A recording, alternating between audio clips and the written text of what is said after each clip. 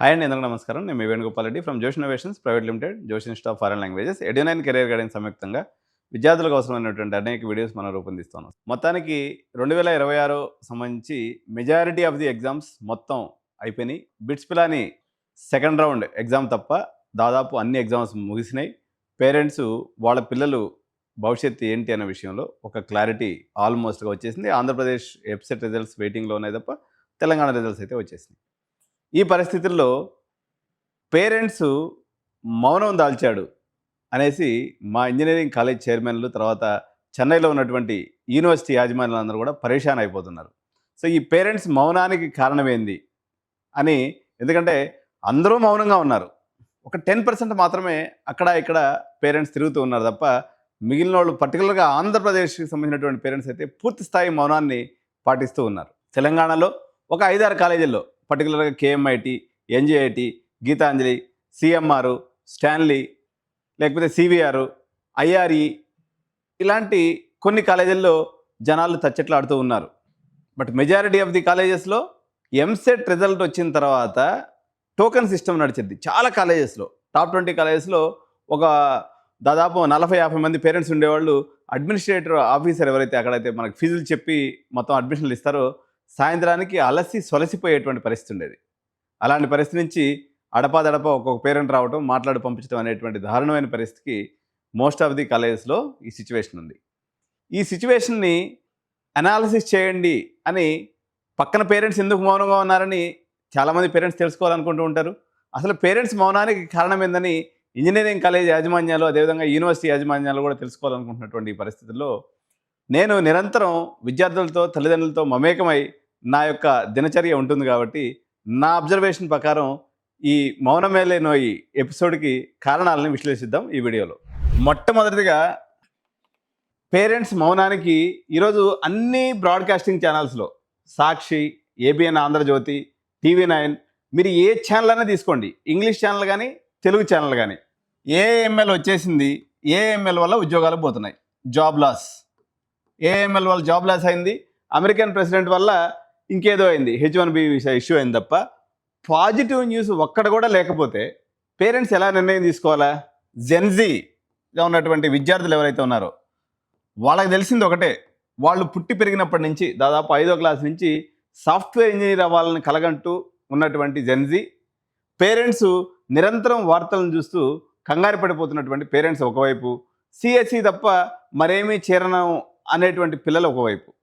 Last year వరకు ఎలా ఉండేదంటే పేరెంట్స్ కూడా సిఎస్సికి యాక్సెప్టెడ్గా ఉండేవాళ్ళు, విద్యార్థులు కూడా సిఎస్సి చేరడానికి యాక్సెప్ట్గా ఉండాలి. ఇప్పుడు పేరెంట్స్ డైలమాలో ఉన్నారు. సార్ ఉద్యోగాలు లేవు కదా, ఉద్యోగాలు పోతున్నాయి కదా, మా పిల్లల భవిష్యత్తు కాంక్రీట్గా ఉంటుందా లేదా? ఓకే, కాంక్రీట్గా ఉండదు అని బాగానే ఉంది. ఇప్పుడు కొంతమంది ఏమంటున్నారు? సో ఈ మౌనమేలే నోయి ఎపిసోడ్లో ప్రధానంగా ఆర్టిఫిషియల్ ఇంటెలిజెన్స్ వల్ల ఉద్యోగాలు పోతున్నాయి అనేటువంటి వార్త ఏదైతే ఉందో, ప్రధానంగా ఈ పేరెంట్స్ మౌనానికి ఇది ఒక కారణం. అండ్ రెండవ కారణం, మనకు ఆంధ్రప్రదేశ్ ప్రాంతం నుంచి ప్రధానంగా చెన్నైకి విపరీతంగా అడ్మిషన్లకు పోయేవాళ్ళండి. ఎప్పుడైతే ఉద్యోగాలు లేవు, ఇప్పుడు సహజంగా మనకు సౌత్ ఇండియన్ మైండ్ సెట్లో ఏముంటుందంటే ఏ కాలేజీకైనా పోయేసి సార్ యావరేజ్ ప్యాకేజ్ ఎంత, మీడియన్ ప్యాకేజ్ ఎంత, హయ్యెస్ట్ ప్యాకేజ్ ఎంత, ఈ క్వశ్చన్లు తప్ప మనం వేరే విషయాలు ఎప్పుడు మాట్లాడినటువంటి వాళ్ళం కాదు. ఇప్పుడు ఆ మొహాలు వేస్తే తెల్ల మొహాలు వేయడం తప్ప కాలేజీలకు వేరే ఆప్షన్ లేదు. ఎందుకంటే ఉద్యోగాల మార్కెట్ చాలా దయనీయమైనటువంటి పరిస్థితిలో ఉంటాం. ఆల్టర్నేటివ్గా ఎందుకంటే మనకి 2 రాష్ట్రాల్లో దగ్గర 2,50,000 సిఎస్సి సీట్స్, మన మొత్తం సీట్స్ ఉన్నట్లయితే ఇందులో 2 లక్షల సీట్స్ సిఎస్సి మీదే ఉన్నాయి. ఉన్న సీట్స్ మొత్తం సిఎస్సి సీట్స్ మీద ఉన్నాయి. సిఎస్సి మీద ఉద్యోగాలు లేవు అనేటువంటి వదంతులు లేకపోతే వాస్తవాలు బేసిస్గా పేరెంట్స్ ఒక రకంగా మౌనం దాల్చారు. ఒకప్పుడు ఎలా ఉండేదంటే నా దగ్గరికి గోకరాజు కాలేజీకి సీటు కోసం వచ్చేవాళ్ళు అనమాట. సార్ యాక్చువల్గా మేము మా ఫ్లాట్ ఒకటి ఉంది, దీన్ని ఈరోజు తీసేసి 15 లక్షలు డొనేషన్ కట్టుకుంటాం సార్, మా పిల్లవాడు లైఫ్ బిందాస్గా సెట్ అయిపోతుంది. మరి ఇప్పుడు 15 లక్షల రూపాయలు డొనేషన్ కట్టి గోకరాజులో చేరితే బిందాస్గా సెట్ అయిపోతుందా అనేది ఒక క్వశ్చన్ మార్క్. అయ్యే అవకాశం 10-20% అయితే, కాకుండా ఉండే అవకాశం 80% ఉండటం వల్ల పేరెంట్, డబ్బులు ఉన్నటువంటి పేరెంట్స్ వరకు పెద్ద కాలేజీలు అంటే సిబిఐటి, విఎన్ఆర్ కోసం ప్రయత్నం చేయటం ఒకటి, లేదా టాప్ 5 కాలేజెస్ కోసం ప్రయత్నం చేయటం, లేదా బెంగళూరులో అయితే top 5 RVC, BMS, MS Ramaiah కోసం ట్రై చేయటం. లేదా ఇంకొక ప్రమాదకరమైన విషయం ఏం జరిగిందంటే, లాస్ట్ ఇయర్ ఎస్ఆర్ఎం మనం తీసుకున్నప్పుడు ఎస్ఆర్ఎం కానీ విట్ కానీ ఈ కాలేజెస్లో చాలా ప్రెస్టీజియస్ ఇన్స్టిట్యూషన్స్ ఇవి. ఎస్ఆర్ఎం, విట్టు, అమృత అయితే అలాగే ఉంది. కానీ విట్ వాళ్ళు మరియు ఎస్ఆర్ఎం వాళ్ళు పెట్టుకున్నదే పెట్టుకున్నోడికి తడువుగా. లాస్ట్ ఇయర్ సిఎస్సి ఏఎంఎల్ మనకి 6,000 ర్యాంక్ వరకు వచ్చింది. ఈ సంవత్సరం 40,000 ర్యాంకర్ కూడా ఇచ్చి పడేసాడు వాడు. ఇక ఆప్షన్ పెట్టినోడు కల్లా సీటు. చాలా తెలివిగా ప్రజల మూవ్మెంట్ని అర్థం చేసుకున్నటువంటి ఇంజనీరింగ్ కాలేజీలు, పర్టికులర్గా యూనివర్సిటీస్ ఏదైతే ఉన్నాయో, బ్రాండ్స్ ఎస్ఆర్ఎం కానీ విట్ కానీ, వాళ్ళకు ఉన్నటువంటి సిఎస్సి సీట్లు మొత్తాన్ని తగ్గించేసుకొని మొత్తం ఏఎంఎల్ సీట్స్గా పెట్టుకున్నారు. మీరందరికీ ఏఎంఎల్ కావాలంటే మీరు ఏఎంఎల్ ఆప్షన్ పెట్టుకున్నారు, మీ అందరికి సీట్లు వచ్చేసినాయి.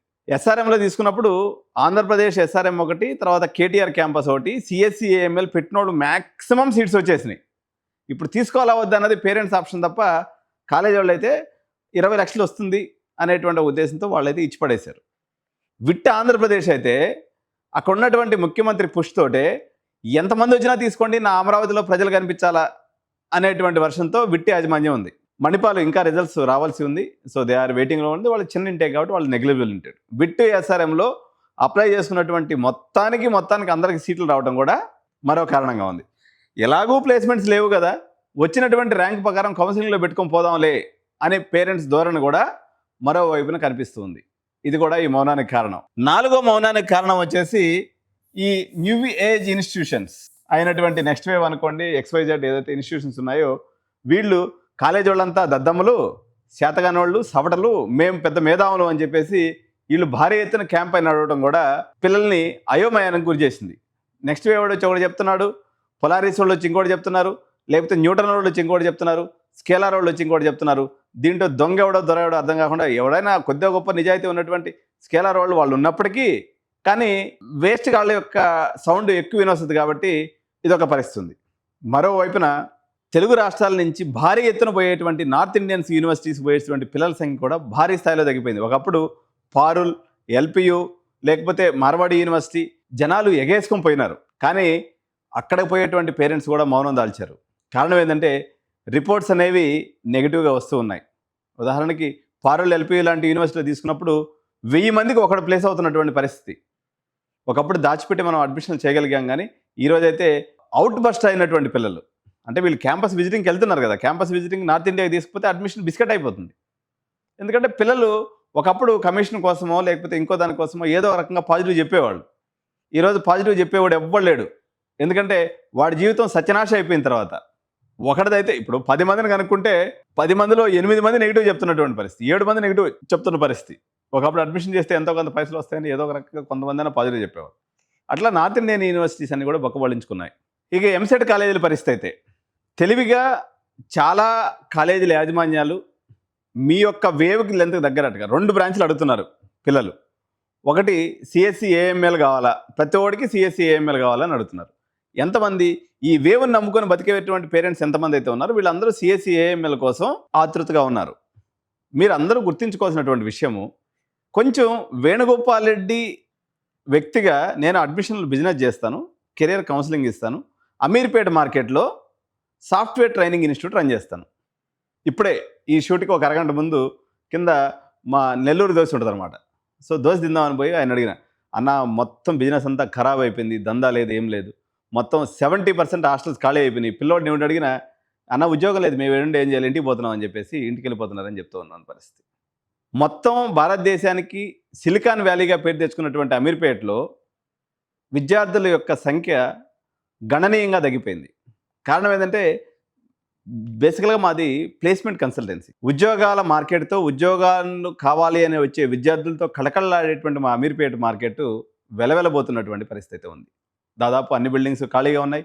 ఒకవైపు ఇరాన్ మరియు అమెరికా యుద్ధ ప్రభావం, పెరిగినటువంటి గ్యాస్ సిలిండర్ రేటు ఒకవైపు, ఓపెనింగ్స్ లేనటువంటి హైటెక్ సిటీ మరోవైపు, ప్లేస్మెంట్స్ చేయలేనటువంటి దయనీయ పరిస్థితుల్లో అమీర్పేట్స్ ఇన్స్టిట్యూట్స్ మరొకవైపు కొట్టుమిట్టాడుతూ ఉన్నాయి. కానీ అబద్ధాలతో కొంతమంది జీవితాన్ని నెట్టుకొస్తున్నారు, కొంతమంది కాలేజీలు అవి ఉన్నాయి ఇవి చేస్తున్నాం అనేటువంటి చెప్తున్నారు. కానీ బట్ మార్కెట్ అయితే సెంటిమెంట్ చాలా వీక్గా ఉంది.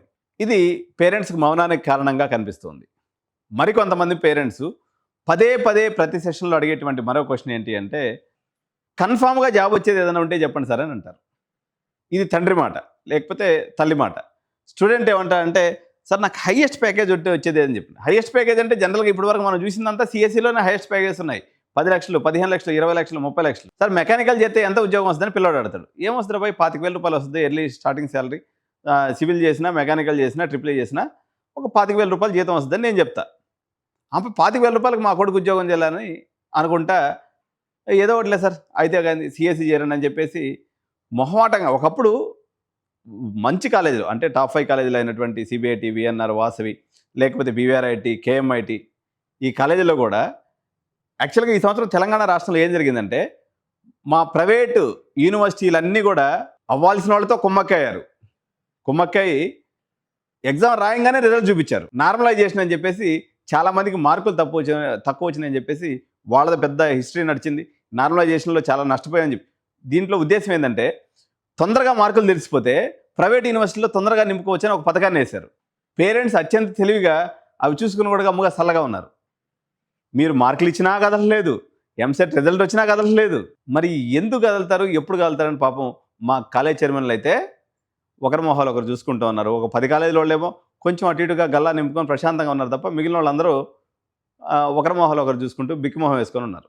సో ఈ పరిణామాలు ఎటువంటి పరిస్థితికి దారితీస్తాయి, కౌన్సిలింగ్లో ఎలాంటిది ఉంటుంది? ఇంకా కొంతమంది పేరెంట్స్ ఏం చెప్తున్నారంటే సార్ ఎన్ఐటీస్, ఐఐటీస్, జోసా కౌన్సిలింగ్లో లాస్ట్ ఇయర్ వరకు మీరు మార్కెట్ అటు ఇటు ఉన్నప్పుడు కూడా సిఎస్సి పెట్టుకుంటున్నారు కదా, ఈ సంవత్సరం కూడా అందరూ సిఎస్సి బాగుంటుంది కదా అని సిఎస్సి ఆప్షన్సే ఫస్ట్ పెడుతున్నారు కదా, మరి సిఎస్సి మార్కెట్ బాగలేదు అనే దాన్ని ఎట్లా జీర్ణించుకోవాలి సార్ అని చెప్పి క్వశ్చన్ వేస్తూ ఉన్నారు. ఇది సంధికాలం అంటే బాగా బతికినటువంటి కంప్యూటర్ సైన్స్ ఇంజనీరింగ్ అధఃపాతాళానికి 6 నెలల్లో అంటే దాదాపు 10 సంవత్సరాల్లో చిన్న చిన్న ఒడిదుడుకులు వస్తూ ఉంటాయి. మేము కూడా 2-3 రెసిషన్స్ చూసాము. 2000లో మనకి Y2K ప్రాబ్లం వచ్చింది. దాని తర్వాత మన ట్విన్ టవర్స్ పడిపోయినప్పుడు ఒకసారి రెసిషన్ వచ్చింది. తర్వాత 2008 అనుకుంటుంది ఆ సంవత్సరం. అట్లా 2-3 రెసిషన్స్ నేను కూడా చూశాను. కానీ ఇప్పుడు వచ్చినటువంటి రెసిషన్ కూడా అలాగే పోద్ది అనేటువంటి ఆప్టమిస్టుల యొక్క సంఖ్య రోజు రోజుకి తగ్గిపోతూ ఉంది. సార్ మరి ఏం చేయాలి? ఇంకొక గంభీరమైనటువంటి విషయం మార్కెట్ సోర్సెస్ నుంచి ఏమంతూ ఉందంటే సొల్యూషన్ కూడా నేను చెప్తాను. మా దగ్గరికి వచ్చేటువంటి 10 మంది పేరెంట్స్లో ఒక 2-3 రోజుకి యావరేజ్ నా ప్రాజెక్ట్ మేనేజర్స్, సాఫ్ట్వేర్ ఇంజనీర్స్ వస్తూ ఉంటారు. లేదా సిలికాన్ వ్యాలీ నుంచి వచ్చే అవుట్పుట్స్ ఏం చెప్తుందంటే ఏదైతే మీరు ఉద్యోగం చేయబోతున్నారో 4 ఏళ్ల తర్వాత మీరు చేయబోయేటువంటి ఉద్యోగం ఉందో ఆ సిలబస్ కానీ ఆ ఉద్యోగం యొక్క పేరు కానీ ప్రస్తుతానికి లేదు. మీరు చదివేటువంటి చదువు ఏదైతే ఉందో రేపు రాబోయేటువంటి మార్కెట్లో నిలబడదు, కొత్తది ఏదో రాబోతూ ఉంది. ఆ ఏమిటి అన్నది నాకు కానీ, సాఫ్ట్వేర్ ఉద్యోగాల్లో పనిచేసేటువంటి వాళ్ళకి కానీ, సాఫ్ట్వేర్ కంపెనీస్ రన్ చేసేటువంటి వాళ్ళకి కానీ, సిలికాన్ వ్యాలీస్లో దాని మీద ఇన్వెస్ట్మెంట్ పెట్టేటువంటి వాళ్ళకి కూడా తెలియనటువంటి అయోమయమైనటువంటి పరిస్థితి నెలకొని ఉంది. మరోవైపు 39% మంది ఉన్నటువంటి ప్రజల్లో 39 నుంచి 40% మంది అంటే 100 మంది బీటెక్ చదవాలనుకుంటే 40% మంది విద్యార్థులు మాకు ఏఐ రిలేటెడ్ కోర్సెస్ కావాలి అని చెప్పేసి పిల్లల మనోగతంగా ఉంది. సిఎస్సికి ఉన్నటువంటి డిమాండ్ కాస్త షిఫ్ట్ అయ్యి సిఎస్సి ఏఎంఎల్ గెలిపింది. సిఎస్సి యొక్క పర్సంటేజ్ వచ్చేసి 17%కి దిగజారిపోయింది. అంటే సిఎస్సి చేద్దామా అనుకున్నటువంటి విద్యార్థుల సంఖ్య 17% గాను, ఏఎంఎల్ చేద్దాం అనేటువంటి విద్యార్థుల సంఖ్య దగ్గర 40% గాను, డేటా సైన్స్ మొన్నటి వరకు అప్రూపంగా ఉన్నటువంటి డేటా సైన్స్ను కూడా జనాలు పక్కన పెట్టేసినటువంటి పరిస్థితి, అది కేవలం 5% గానే మిగిలిపోయినటువంటి పరిస్థితి. ఈసీఈ కొంత రైజ్ అయ్యి ఒక 10% వరకు తీసుకోవాలని విద్యార్థులు భావిస్తూ ఉన్నారు. ఇది ఓవరాల్గా మేము ఒక 20,000 మంది శాంపిల్ సర్వే చేస్తే విద్యార్థులు ఇచ్చినటువంటి అవుట్పుట్ ఆధారంగా నేను ఈ ఇన్పుట్ చెప్తూ ఉన్నాను. సో ఈ మౌనాన్ని పేరెంట్ వీడేటువంటి పరిస్థితి వస్తుందా అంటే ఖచ్చితంగా ఫస్ట్ ఫేజ్ కౌన్సిలింగ్ అయ్యేంత వరకు ఈ మౌనం ఇలాగే కొనసాగే అవకాశం ఉంది. కారణం ఏంటంటే అప్పు చేసి డొనేషన్ కడదాము అనేటువంటి పేరెంట్ యొక్క ధోరణి చాలా మటుకు తగ్గిపోయింది. తెలంగాణ రాష్ట్రంలో కానీ ఆంధ్రప్రదేశ్ రాష్ట్రంలో కానీ ఇప్పటిముప్పటిగా యూనివర్సిటీస్ వచ్చేసినాయి. ఇప్పుడైతే మనకి హరి యూనివర్సిటీ వచ్చేసింది. దాని తర్వాత రకరకాల యూనివర్సిటీస్ వస్తాయని అంచనా ఉంది. గోకరాజు యూనివర్సిటీ కూడా అవుతుందనేటువంటి అంచనా ఉంది. బట్ అది అవుతుందా లేదా అనేది మనం వెయిటింగ్లో చూడాలి. అదేవిధంగా నారాయణమ్మ యూనివర్సిటీ కూడా పైప్ లైన్లో ఉంది. ఎన్జిఐటి నీల్గొక్టే ఇన్స్టిట్యూట్ ఆఫ్ టెక్నాలజీ కూడా యూనివర్సిటీ వద్ద లైన్లో ఉంది. ఎస్ఆర్ యూనివర్సిటీ హైదరాబాద్ ఇది ఒక కొత్త క్యాంపస్ వచ్చే అవకాశం ఉంది.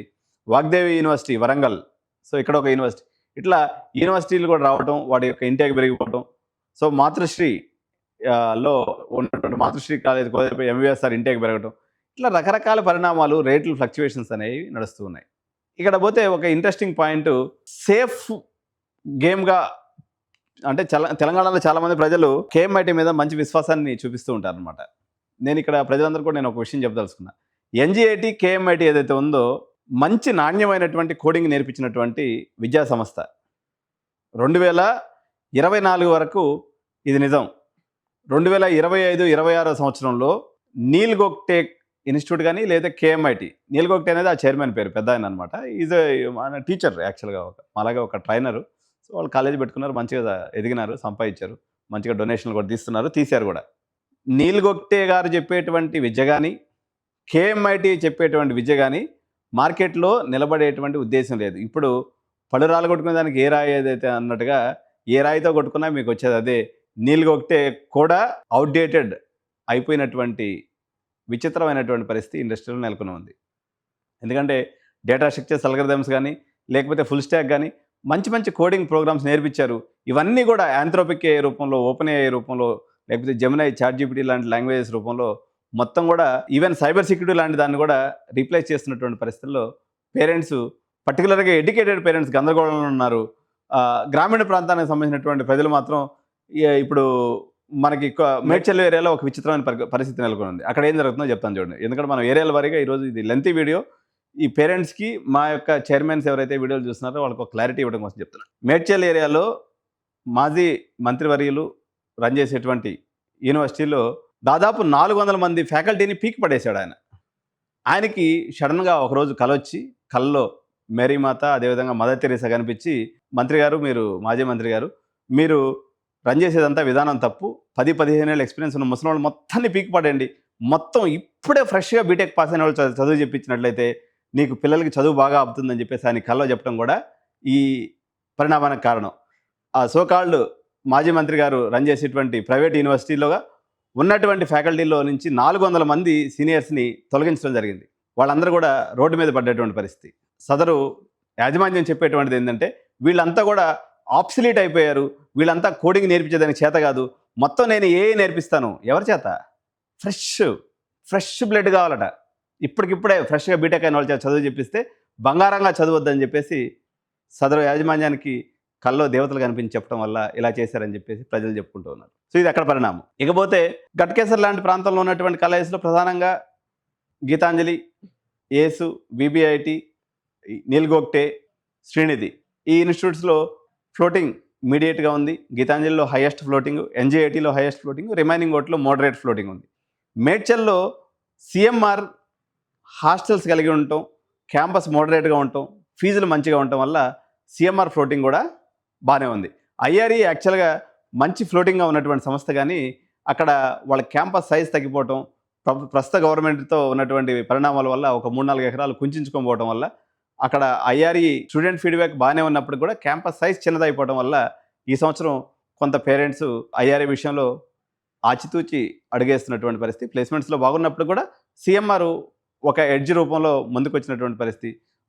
ఐఆర్ఈ యొక్క క్యాంపస్ సైజ్ తక్కువ కావడం వల్ల సిఎంఆర్ విశాలమైన క్యాంపస్ లోపలే హాస్టల్స్ ఉన్నాయనేటువంటి ఉద్దేశంతో సిఎంఆర్లో ఈ సంవత్సరం ఎడ్జ్ బాగా కనిపిస్తుంది. సిఎంఆర్లో ఫ్లోటింగ్ కూడా చాలా పెద్ద ఎత్తున ఉంది. 2 కారణాలు సిఎంఆర్ ఎదుగుదలలో ప్రధానంగా మనం గమనించాల్సింది. ఒకటి, మైసమ్మగూడలో ఉన్నటువంటి కాలేజీ యాజమాన్యాలు ఎవరైతే ఉన్నారో సీనియర్ ఫ్యాకల్టీని మొత్తాన్ని తొలగించడం, 1:100 ఫ్యాకల్టీ అంటే 100 మంది విద్యార్థులకి ఒక ఫ్రెష్ బీటెక్ గ్రాడ్యుయేట్ చెప్పినా కూడా చదువు వస్తుందని చెప్పేసి సదరు యాజమాన్యం నమ్మటం అనేది సిఎంఆర్ ఫ్లోటింగ్ పెరగడానికి కారణం. ఎందుకంటే ఒకప్పుడు మైసమ్మగూడలో ఉన్నటువంటి గ్రూప్ కూడా, సదరు మంత్రివర్యులకు సంబంధించినటువంటి గ్రూప్ కూడా, మాజీ మంత్రివర్యులకు సంబంధించిన గ్రూప్ కూడా మంచి పేరు ఉన్నటువంటిది. కానీ ఆయన సడన్ డెసిషన్లు తీసుకోవటం, ప్రత్యేకంగా 10+ years ఎక్స్పీరియన్స్ ఉన్నటువంటి, ఈరోజు మైసమ్మగూడ సామ్రాజ్యంలో దాదాపు ఇంత పెద్ద వటవృక్షాన్ని నాటినటువంటి ఆయన సడన్గా ఆయనకి ఇటువంటి ఏఎంఎల్ పిల్లలకు చెప్పించాలనేటువంటి మంచి ఆలోచన రావటం, ఫ్రెష్ బ్లడ్ని తీసుకునేసి వాళ్ళ చేత చదువు చెప్పిస్తే వస్తుంది అనేటువంటి ఆయన ఆలోచన రావడం అనేది చాలా గొప్ప విషయం. దానివల్ల సిఎంఆర్ గ్రూప్ ఆటోమేటిక్గా సీనియర్ ఫ్యాకల్టీ చేత చెప్పించుకోవాలనుకున్న వాళ్ళంతా సిఎంఆర్కి రావడం అనేది అలా యాదృచ్ఛికంగా జరిగినటువంటి సంఘటన. సో ఇది మైసమ్మగూడలో సంబంధించిన పరిస్థితి. ఓవరాల్ హైదరాబాద్ మార్కెట్లో చిన్న కాలేజీలు అయితే ఇంతవరకు ఫ్లోటింగ్ స్టార్ట్ అవ్వలేదు, అందరూ కౌన్సిలింగ్ కోసం ఎదురు చూస్తున్నటువంటి పరిస్థితి. చెన్నై కాలేజీలు అయితే సత్యనాశ అయిపోయినాయి. దాదాపు భారత్ యూనివర్సిటీ కానీ, డాక్టర్ ఎంజీఆర్ యూనివర్సిటీ కానీ, సవితా యూనివర్సిటీ కానీ, లేకపోతే మన సోకాల్డ్ ధనలక్ష్మి శ్రీనివాసన్ యూనివర్సిటీ కానీ, ఇవన్నీ కూడా లాస్ట్ ఇయర్తో పోల్చుకున్నప్పుడు 30% బిజినెస్ ఉంది. ఆంధ్రప్రదేశ్ ప్రభుత్వం నూతనంగా తీసుకొచ్చినటువంటి న్యూ యూనివర్సిటీస్ బిల్ ఏదైతే ఉందో, ఈ సంవత్సరమే వాళ్ళ ఒక 35 కొత్త ప్రైవేట్ యూనివర్సిటీస్ వస్తాయనే అంచనాల మధ్య ఆంధ్రప్రదేశ్ ప్రభుత్వం ఆయన ప్రస్తుత ముఖ్యమంత్రి ఆధ్వర్యంలో ఆయన కొంచెం ఐటీ ఫ్రెండ్లీగా ఉంటాడు కాబట్టి ఏదో కొత్తదనం జరగబోతుంది, క్వాంటమ్ ఇంజనీరింగ్ రూపంలోనో, రేర్ ఎర్త్ మినరల్స్ రూపంలోనో రకరకాల ఏదో అద్భుతాలు జరుగుతాయని చాలామంది ప్రజలు నమ్మటం, చాలా యూనివర్సిటీస్ కొత్తగా రావటం. ఉదాహరణకి జిఎంఆర్ యూనివర్సిటీ మన శ్రీకాకుళంలో రావడం జరిగింది. గాయత్రి విద్యా పరిషత్ కూడా యూనివర్సిటీ అయ్యేటువంటి అవకాశం ఉంది. తర్వాత చైతన్య యూనివర్సిటీ వైజాగ్ డీమ్డ్ యూనివర్సిటీకి, ఎందుకంటే దక్షిణ భారతదేశంలో ఎక్కడా యూనివర్సిటీస్ ఇవ్వనటువంటి కేంద్ర ప్రభుత్వం వాళ్ళ సొంత ప్రభుత్వం కాబట్టి, డబుల్ ఇంజన్ సర్కార్ కాబట్టి ఆంధ్రప్రదేశ్లో కొత్త యూనివర్సిటీస్కి అనుమతులు ఇవ్వటం, చాలా డీమ్డ్ యూనివర్సిటీస్ రావటం, ప్రొయాక్టివ్గా ఉన్నటువంటి ఆంధ్రప్రదేశ్ ప్రభుత్వం కూడా నెంబర్ ఆఫ్ యూనివర్సిటీస్కి అనుమతులు ఇవ్వటం కారణంగా ఆంధ్రప్రదేశ్ విద్యార్థులు చాలా గుమ్మరంగాను, చాలా మౌనంగాను వేచి చూసే ధోరణిలో ఉన్నారు. మరో నెల రోజుల పాటు ఈ యొక్క మౌనం కొనసాగేటువంటి పరిస్థితి ఉంది. బెంగళూరు మార్కెట్ చాలా అద్భుతమైనటువంటి పెర్ఫార్మెన్స్ కనబరిచింది. అక్కడ ఉన్నటువంటి కారణాలను కానీ మనం పరిశీలించినప్పుడు అమెరికాలో నెలకొన్నటువంటి అనిశ్చితి కారణంగా, గల్ఫ్ దేశాల్లో ఉన్నటువంటి అనిశ్చితి కారణంగా చాలామంది అబ్రాడ్ పేరెంట్స్ వాళ్ళ విద్యార్థుల్ని బెంగళూరులో పెట్టి చదివించాలి. ఎందుకంటే అబ్రాడ్లో ఉన్నటువంటి మెజారిటీ వ్యక్తులు ప్రధానంగా కేరళ, తమిళనాడు ప్రాంతాల నుంచి ఇటుపక్క సింగపూర్ కానీ, మలేషియా కానీ, దుబాయ్లో కానీ, లేకపోతే ఖతార్ ఇటువంటి దేశాల్లో ఎక్కువ మంది ఉంటారు కాబట్టి వాళ్ళ విద్యార్థులందరూ హోమ్ స్టేట్ కన్నా బెంగళూరులో చదివించేదానికి ఇష్టపడటం వల్ల బెంగళూరు మార్కెట్ ఎప్పుడూ చూడనంత రైజింగ్లో ఇప్పుడు ఉంది. గత సంవత్సరంలో పోల్చుకున్నట్లయితే ఈ రైజింగ్ 100% ఉందని చెప్పాలి. పర్టికులర్గా టాప్ 10 కాలేజెస్ యొక్క సీట్లు ఆల్మోస్ట్ నిండుకున్నటువంటి పరిస్థితి అయితే బెంగళూరు మార్కెట్లో ఉంది. కొత్తగా ఎమర్జ్ అయినటువంటి మరో మార్కెట్, వడ్డించేవాడు మనవాడైతే ఎక్కడ కూర్చున్నా కానీ మనకి విందు భోజనమే అన్నట్టుగా గుజరాత్ పరిస్థితి ఉంది. గుజరాత్లో ఉన్నటువంటి వానపాము లాంటి యూనివర్సిటీస్ కూడా ఈరోజు శ్వేతనాగు లెక్క చాలా అద్భుతమైనటువంటి ప్రదర్శన కనబరుస్తూ ఉన్నాయి. దేశవ్యాప్తంగా క్యాంపెయిన్ చేస్తున్నారు, మా దగ్గర అద్భుతాలు జరుగుతున్నాయని చెప్తూ ఉన్నారు.